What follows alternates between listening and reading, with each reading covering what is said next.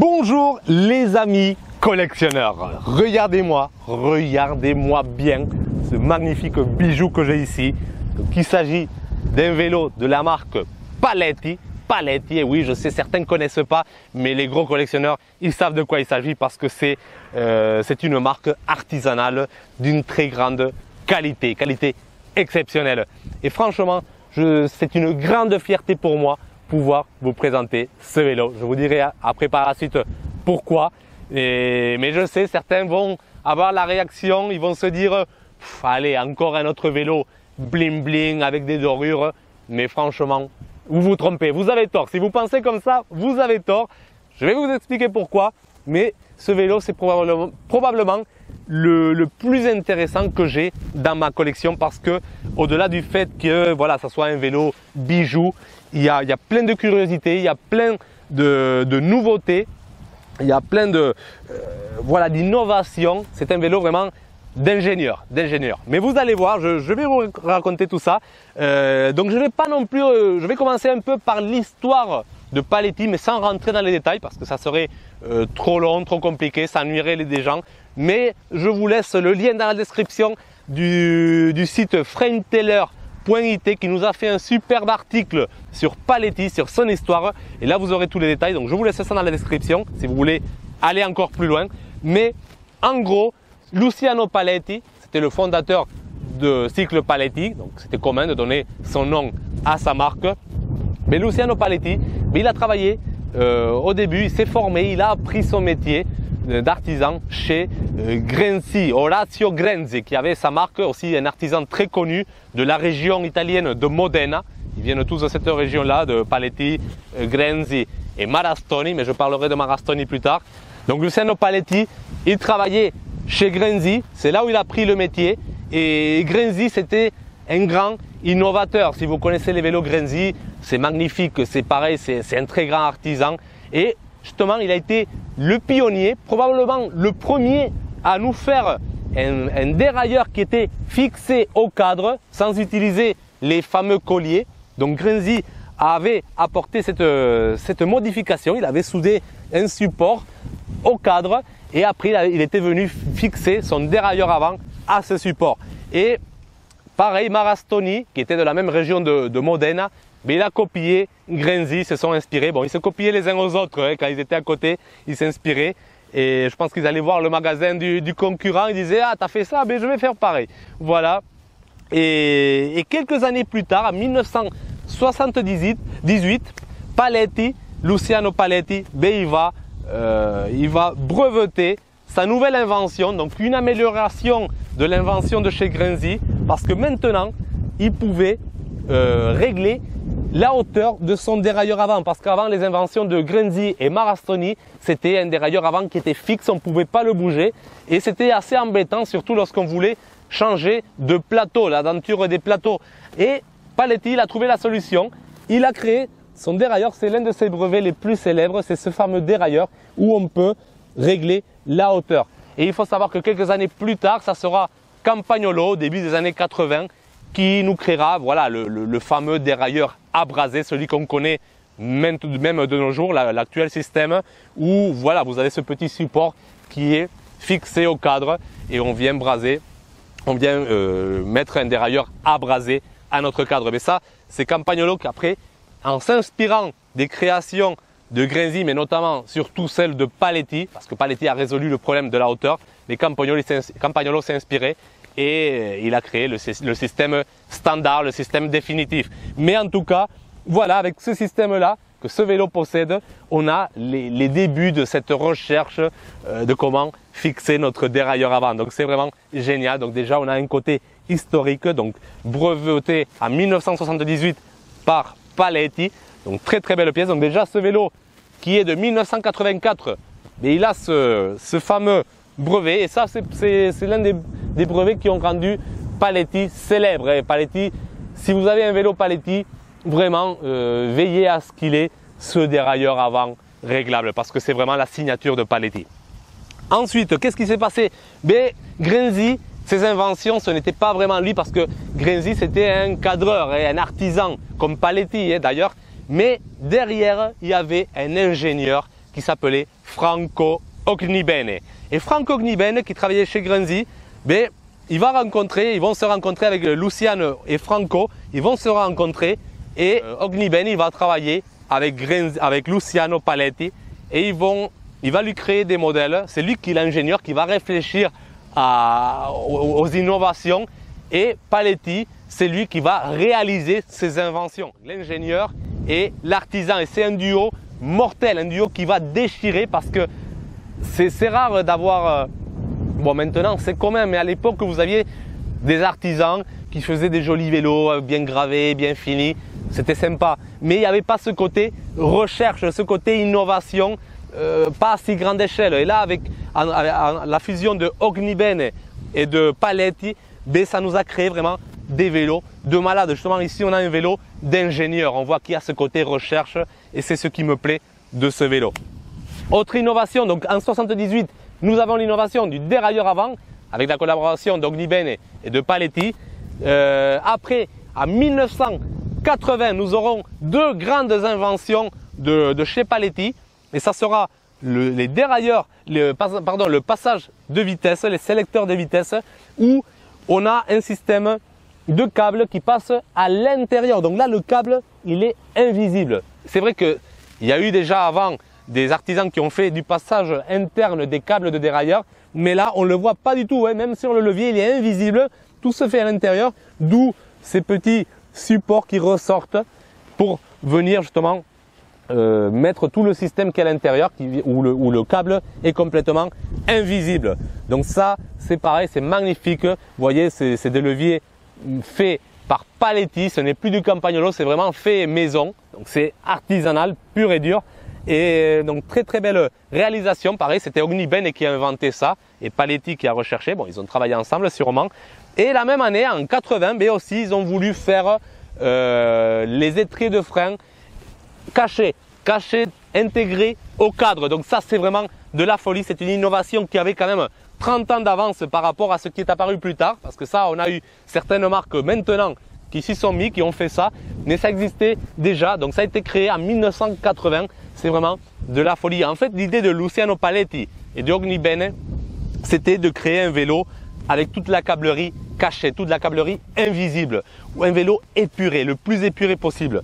Et voilà, je pense qu'ils ont réussi parce qu'en 1981, il y a eu le premier prototype, le vélo où il n'y avait pas de, voilà, vous n'aviez pas la câblerie des dérailleurs, c'était caché, et où vous n'aviez pas la câblerie de frein, tout était caché et l'étrier même vous le voyez pas, c'était intégré au cadre. C'est vraiment magnifique. Et ce vélo-là, le prototype, il a été présenté à la foire de Milan en 1983. Et ce vélo, ben, Paletti, il a encore, après le prototype, il a encore, par contre, il a été modifié au fur des années. Ils ont fait évoluer ce vélo, ils l'ont repeint, ils ont même enlevé le système de passage de vitesse au cadre, ils l'ont modernisé en voulant mettre les systèmes indexés au guidon. Du coup, ils ont remplacé ces supports pour les leviers, ils les ont remplacés par des entrées de gaine. Voilà. On peut dire que voilà, c'est pas à moi de juger pourquoi ils ont fait ça. Je ne sais pas pourquoi ils ont fait ça. Peut-être pour le faire évoluer au fur du temps. Voilà. En tout cas, le prototype existe encore, il est encore là, mais il ne ressemble plus du tout à ce qu'il était lorsqu'il a été présenté à la foire de Milan en 1983.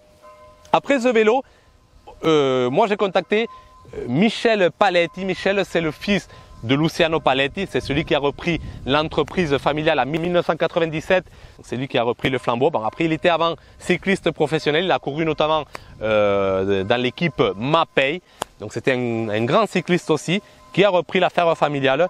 Et Michel m'a dit que ce vélo, il appartenait à Ognibene, c'était vraiment le vélo de l'ingénieur et lui aussi il a subi des modifications au fur du temps parce que c'était ça l'ingénieur. Et il évoluait, c'était un vélo un peu prototype et il l'utilisait un peu pour ses expériences parce que voilà, nous avons le groupe de 1984, mais nous avons voilà une selle Titanio, selle San Marco Titanio 200, qui celle-là c'est début des années 90 et même nous avons des roues arrière avec une cassette 8 vitesses. Donc la jante est d'origine, c'est ce qu'il m'a dit, mais le moyeu et la cassette, bien sûr, à l'époque, il n'y avait pas de cassette en 84. Donc ça a été des modifications qui ont été faites plus tard par Ogniben. Et justement, ce système, comme il n'était pas indexé, ben, ça permettait d'adapter une roue à 8 vitesses. Après, bon, la guidoline, c'est sûr, ce n'est pas celle d'origine, ça c'est sûr. Et donc voilà, donc il y a eu ces petites modifications au fur du temps. Et c'est là où moi j'ai un petit dilemme, je me dis, est-ce que je change la selle, je mets une guidoline un peu dans le style Hallmark cousu, je remets des roues, je garde les jantes, mais je remets des moyeux Campagnolo Record. Voilà, je sais pas parce qu'en quelque sorte, là quand même, il y a une histoire, il y a une raison. Il y a eu l'ingénieur qui a fait ces évolutions parce qu'il utilisait ce vélo et c'est un vélo quand même qui était, voilà, vous avez c'est plaqué en or. Ces composants sont plaqués en or, mais vous voyez qu'il a roulé avec parce que là, au niveau des freins, la transpiration, ben, elle a fait ben, le plaquage, il est fragile. Donc si on utilise le vélo, ça sort. Et là, au niveau des poignées de frein, ben, c'est parti. Et je pense que l'effet de la transpiration, et ça a dû faire ça. Donc, en quelque sorte, ces modifications font partie de l'histoire du vélo. Donc, est-ce que je devrais les changer? Est-ce que je devrais essayer de remettre à l'état ou laisser tel quel? Parce que finalement, il y a une raison que ça soit comme ça. C'est une évolution qui a été faite par l'ingénieur. Je ne sais pas, dites-moi en commentaire ce que vous pensez. Est-ce que je devrais le laisser tel quel ou est-ce que je devrais essayer de remettre une selle d'époque, une guidoline un peu plus sympa et remettre les moyeux Campagnolo Record de l'époque? Dites-moi ce que vous pensez en commentaire. Moi, je ne sais pas pour l'instant. Après, il y a un truc aussi, voilà, un manque de goût, je sais pas. Bon, après, c'est pas à moi de juger. C'est quand même, c'est un artisan. C'est comme critiquer une œuvre de Picasso. Vous pouvez pas, vous n'avez pas le droit. Mais je trouve quand même pas sympa d'avoir mis ce porte-bidon de la marque Specialized. Voilà, je trouve ça un peu bof. Donc je sais pas s'il l'a enlevé ou s'il le gardé. Je sais pas quoi faire. Il y a aussi un autre truc qui me perturbe un peu sur ce vélo, c'est que il est tout en Campagnolo, mais ils ont mis voilà, une potence Shimano Dura-Ace. Donc voilà, je sais pas les gars, mais bon, ça c'est d'origine par contre, mais je comprends pas trop ce choix parce que bon, normalement on mélangeait pas Campagnolo avec Shimano. Et ici, voilà, on a la potence Shimano Dura-Ace, sacrilège, mais voilà. Après, c'est comme ça, c'est pas à moi, comme j'ai dit, c'est pas à moi de juger. C'était un très grand artisan, je respecte énormément son travail, est magnifique. Après, concernant le choix de cette potence Shimano, j'ai ma théorie. Je pense que c'était la plus adaptée pour venir placer ce support pour le compteur de vitesse. Il faut savoir que ce support a été fabriqué par Paletti. Vous le trouverez nulle part ailleurs. Et je pense que comparé aux autres potences, la Shimano Dura-Ace, ben, elle avait cette forme, cette partie supérieure qui était légèrement inclinée, qui permettait d'adapter ce support d'une façon plus esthétique. J'avais aussi un doute par rapport à la fourche, parce que c'est une fourche quand même, un système qui s'est démocratisé à partir des années 90. Cette fourche qu'on appelle la fourche Unicron, parce qu'il n'y a pas de tête de fourche. Les deux fourreaux sont reliés directement au pivot, alors que normalement à l'époque, en 84, on utilisait la tête de fourche, les deux fourreaux. Et les deux fourreaux, ils étaient reliés par la tête de fourche reliée au pivot. Et là, non, on a une fourche Unicron. Ça existait déjà, mais c'était pas commun non plus. Mais apparemment, c'est celle d'origine. Mais je sais pas. Dans tous les cas, il y a quand même aussi une curiosité au niveau de la fourche. Et c'est le compteur. Vous avez le compteur ici. Vous avez un support du compteur. Et Paletti, voilà, il était obsédé par les câbles, les gaines. Il voulait pas voir ça. Il voulait pas voir ça. Et pour son compteur, pareil, ben, il a caché les câbles. Et le câble, il rentre dans ce support. Il traverse tout le pivot, la douille de direction. Il descend par la fourche, à l'intérieur de la fourche. Et ici, sur la fourche, il y a cette adaptation, ce capteur, voilà, qui est intégré à la fourche. Ça fait partie de la fourche. Donc, c'est vraiment une curiosité. Pareil, câble tout caché, tout épuré. Donc, en quelque sorte, soit ça a été une évolution que Ogniben, l'ingénieur, a fait plus tard, soit vraiment c'est d'origine. Mais moi, je pense que ça peut être d'origine. Mais voilà, c'était quand même atypique. On a un vélo vraiment esthétiquement, on dirait plus un vélo des années 90 qu'un vélo de 1984. Mais voilà, c'est des vélos d'artisans. on ne peut pas se fier au catalogue qu'il y avait à l'époque parce qu'ils étaient toujours en avance par rapport à leur temps. Et moi, tout simplement, je trouve ça, déjà la peinture, elle est sublime. C'est une peinture qui est impressionnante. Il faut l'avoir en vrai parce que là en vidéo, je ne pense pas que vous aurez le rendu. Mais quand il y a la lumière du jour, on a des reflets violets sur ces parties blanches, un peu reflets violets, vert, verdâtre. C'est vraiment d'une beauté exceptionnelle. Voilà, comme j'ai dit, groupe plaqué en or avec des médaillons, des petites médailles ici qui ont été faites. C'est de l'or massif. Là, on est sur de l'or pur. Ce n'est plus du plaquage, ces petites médailles. Michel m'a expliqué que son père, il avait fait appel à un orfèvre pour faire ces médailles-là. C'est magnifique. C'est vraiment un vélo bijou. Après, il est hyper pantographié. Voilà, on aime ou on n'aime pas. Moi, je trouve que c'est un peu trop pantographié. Mais pourquoi pas? Voilà, il voulait vraiment marquer l'événement, les 10 ans du magasin. C'est une véritable fierté de tenir 10 ans, d'avoir son magasin 10 ans.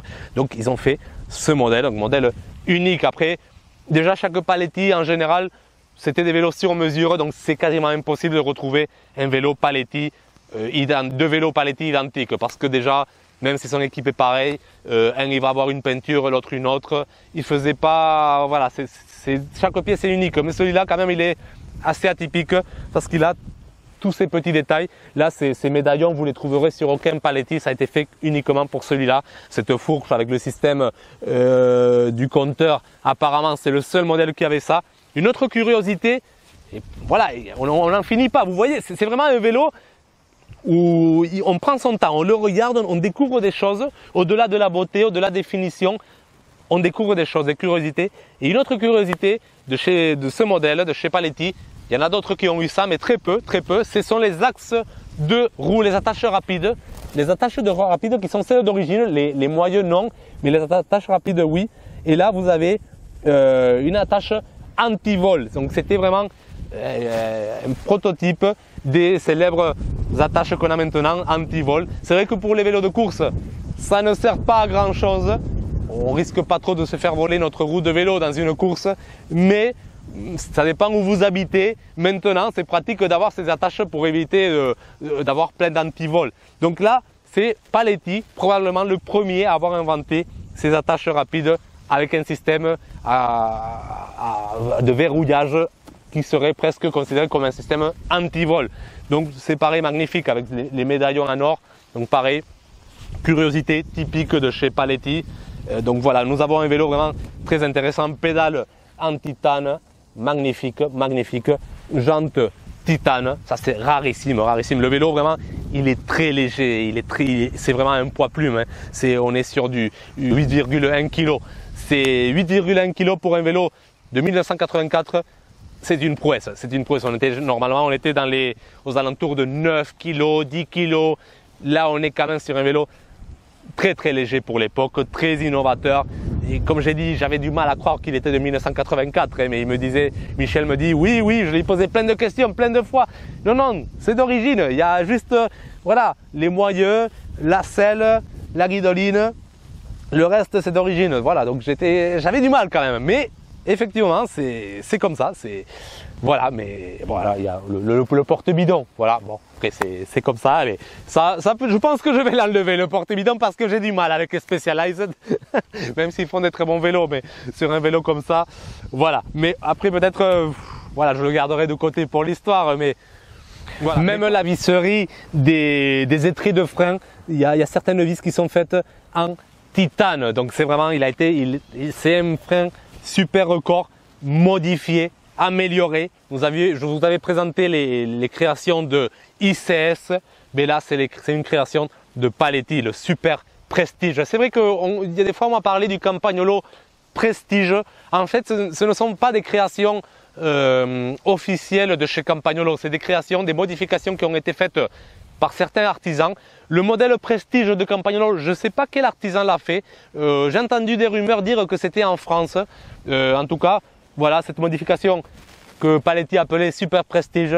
Mais on sait qui c'est Paletti. Donc c'est encore mieux que le Prestige, c'est le Super Prestige. Donc je pense avoir dit à peu près tout ce que j'avais à dire sur ce vélo. Je pense qu'il y a aussi des choses que je vais découvrir au fur du temps. parce qu'il y a tellement de petits détails, de petites curiosités que je pense qu'il y a certains secrets qui vont se dévoiler au fur et à mesure que le temps passera. Mais c'est pour moi une fierté d'avoir réussi à avoir ce vélo. Et je remercie, s'il regarde cette vidéo, à Michel Palette, et encore une fois, pour m'avoir vendu ce vélo. C'est vrai qu'il a mis à la vente beaucoup de vélos de sa collection, de la collection des magasins Paletti, des pièces exceptionnelles. Et moi, quand j'ai vu celui-là, voilà, je ne pouvais pas tout acheter, voilà. Mais moi, vous savez, moi je collectionne un peu ce genre de vélo bijoux, édition limitée. Et voilà, quand j'ai vu celui-là, je me suis dit, il me le faut. Et c'est vraiment un prestige. C'est le genre de choses qui n'arrivent qu'une seule fois dans la vie. Donc, en plus, vous achetez ce vélo au fils du créateur de cette marque Paletti. Donc, Luciano Paletti, son fils Michel Paletti qui a pris le temps de me répondre à toutes mes questions parce que j'en ai posé plein justement pour faire cette vidéo aussi. Il me fallait des renseignements. Et il a pris le temps, il a préparé, il a fait la révision du vélo avant de me l'envoyer. Après, il a soigneusement livré, il y a eu le petit message très mignon, le petit détail. Donc franchement, merci encore. Il y a certains qui ont critiqué pourquoi il a vendu cette collection. Ce n'est pas nous à juger, c'est chacun fait avec ses vélos ce qu'il veut. Et je ne sais pas pourquoi il a vendu d'ailleurs, je ne sais pas et ça ne m'intéresse pas. C'est chacun ses affaires, en tout cas. Il sera celui-là en tout cas, je voulais pas le laisser partir dans d'autres collections, je voulais l'avoir moi et il sera bien conservé en toute sécurité. Le temps pour ce vélo s'est arrêté. Voilà, c'est vrai que le plaquage à certains endroits il est parti, mais là, stop, ça s'est arrêté. Il va être placé dans un endroit très propre, très sec et on ne touchera plus. On ne touchera plus. Voilà, d'ici 20, 30 ans, 40 ans, 50 ans, il sera pareil. Et je vais prendre soin de ce vélo parce que vraiment c'est une grande responsabilité, un grand privilège oui, mais une grande responsabilité d'avoir ce vélo et il faudra prendre soin pour que les générations futures ils puissent l'admirer, le découvrir. N'hésitez pas à visiter le site frameteller.it qui nous a fait un superbe article sur les cycles Paletti et notamment sur d'autres marques aussi et d'autres marques artisanales italiennes. Et encore une fois une vidéo, comme je vous avais dit, je découvre les vélos d'artisans et là on a une finition qui est sublime. Encore une vidéo qui vous fait découvrir un grandissime artisan et c'est pour moi une fierté de vous présenter tout ça. Bon écoutez les amis, je crois qu'on a tout dit. Likez, partagez, abonnez-vous parce que là vraiment j'insiste, certains vont se dire je me vante mais franchement c'est la meilleure chaîne YouTube. Si vous êtes un collectionneur de vélos, c'est la meilleure chaîne YouTube qu'il y a dans le monde entier les gars, dans le monde entier. Voilà, donc prenez soin de vous et moi je vous dis à bientôt pour une prochaine vidéo. Ciao!